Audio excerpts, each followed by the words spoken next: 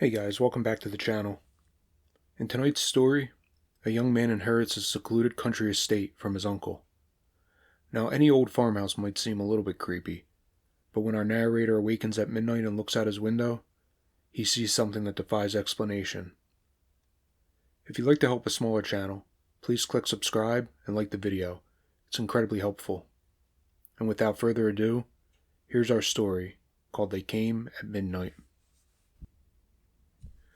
I need to write this down while I still remember how to form words, while I still remember what words are. They're coming back tonight, and I don't think I'll survive another visit.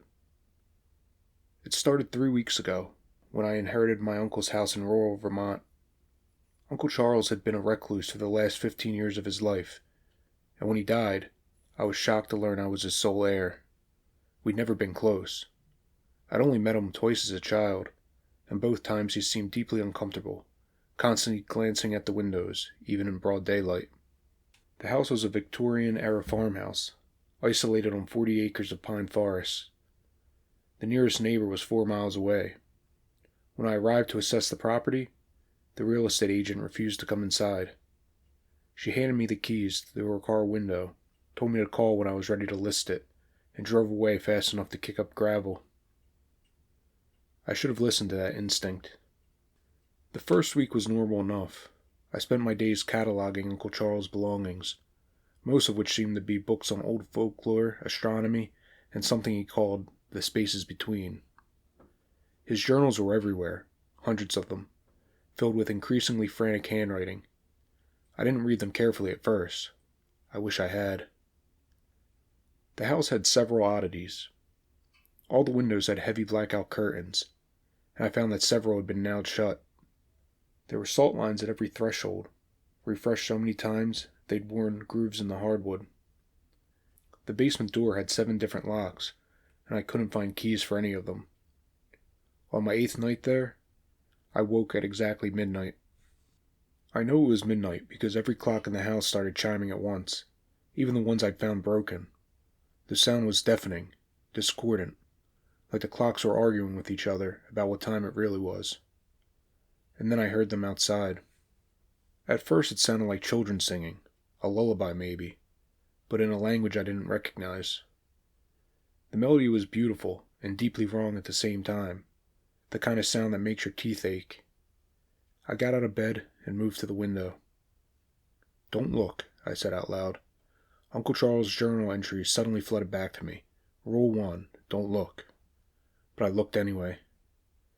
There were figures in the yard, 7 of them, standing in a perfect circle around the house. They were tall and thin, impossibly thin, like someone had grabbed a person and stretched them upward until they were 8 feet of attenuated limbs and elongated torso. They wore what might have been clothes, but the fabric seemed to move wrong, flowing upward instead of down, defying gravity. I couldn't see their faces. Where faces should have been, there was only smooth, pale surface, like unfinished sculpture. But I knew they were looking at me. All 7 of them turned their non-faces toward my window in perfect unison. That's when they started walking. Not toward the house, around it. Clockwise, in their perfect circle, their movements synchronized with mechanical precision. Their limbs bent at angles that made my stomach lurch. Knees that hinged backward, elbows that rotated a full 360 degrees. Their fingers were too long, with too many joints, and they dragged them along the ground as they walked, leaving furrows in the earth. The singing got louder. I stood froze at the window for what felt like hours, watching them circle the house. 1 rotation, 2, 3. With each pass they got closer. The circle was tightening. Then, as suddenly as it began, it stopped. The singing cut off mid-note. The figures stopped moving and turned to face the house again. For a long moment, nothing happened. One of them raised its hand and pointed directly at me. I fell backward, scrambling away from the window, my heart trying to punch its way out of my chest. I heard something that I'll never forget, a sound like fingernails on glass, but multiplied 1,000 times, coming from every window in the house simultaneously. They were trying to get in. I ran to my Uncle Charles' study and tore through his journals, looking for anything that might help. My hands were shaking so badly I could barely turn the pages. That's when I found the entry from 15 years ago, dated the day after my aunt died. "They took Sarah last night," it read. "She looked. I told her not to look, but she heard the singing and she looked. When midnight came again, she went outside to join them. I tried to stop her, but she was so strong. She smiled at me with someone else's smile and said, 'They're so beautiful, Charles. Come see. Come see how beautiful they are.' I locked the door. I heard her singing with them until dawn. When the sun came up, there was nothing in the yard but 7 circles burned into the grass. I will never look again. I will keep the house dark. I will never look again." The scratching at the windows continued for 6 hours. When dawn came, it stopped. I closed the journal and put it back on his desk. I found the burned circles in the yard the next morning, 7 of them, arranged in a pattern that hurt to look at for too long. The grass inside them was dead, and nothing would grow there. I knew because Uncle Charles had dated his photos. Those same 7 circles had been there for 15 years. I should have left then. I should have gotten in my car and never come back. But I did what any rational person would do. I told myself it was a dream, a hallucination brought on by stress and my uncle's paranoid ravings. I boarded up the windows, I reinforced the doors, and I told myself I was being ridiculous. But they came back the next night at midnight. This time there were 8 of them. The 8th figure was different. It moved like the others, with that horrible wrong-jointed gait, but it was shorter. It wore a dress that I recognized from the photos on my Uncle Charles' mantle, my aunt's dress. I didn't look for long. I learned my lesson. But I heard her voice in the singing, a faint echo of humanity wrapped in something vast and hungry, and utterly alien. Every night since, they've come back. Every night, there's one more of them. I've stopped sleeping. I've read every word of Uncle Charles' journals. The pattern is always the same. They circle the house, they sing, they try to get in. And when someone finally looks too long, sees too much, understands too much of what they really are, that person joins them the next midnight. Uncle Charles lasted for 15 years. He died on a Tuesday afternoon, probably the only way he could think to die while the sun was still up. He left a note, better than joining them, better than singing forever. I've counted the figures each night. Last night there were 27 of them. 27 people who looked when they shouldn't have, who heard the singing and couldn't help but listen. I've tried to leave. My car won't start. The roads seem to twist back on themselves, returning me to the house no matter which direction I drive. My phone has no signal.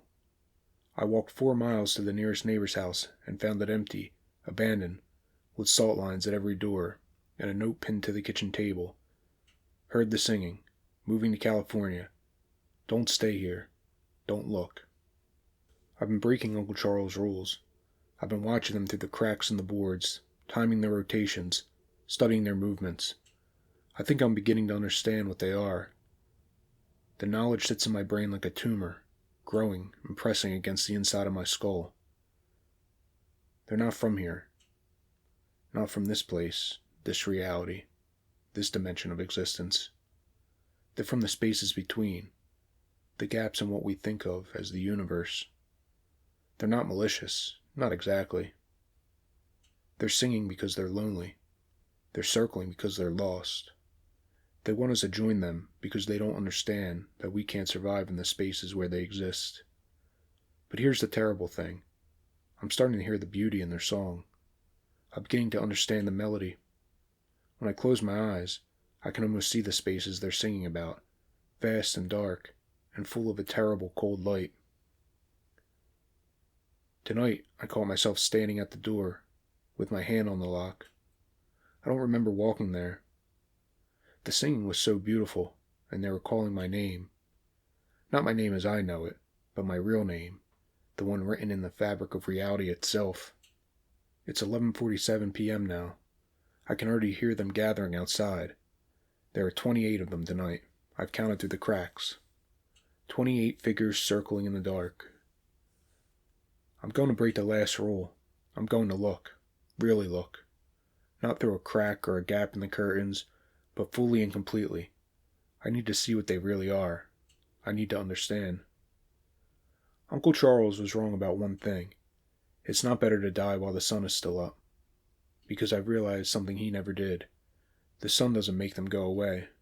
The sun doesn't protect us. The sun just makes it harder to see them. They're always there, always circling, always singing. We just can't hear them in the daylight. It's 11:58 now. The clocks are beginning to disagree about the time. I can hear the argument building, each tick and tock sliding out of sync with the others. I'm walking to the door.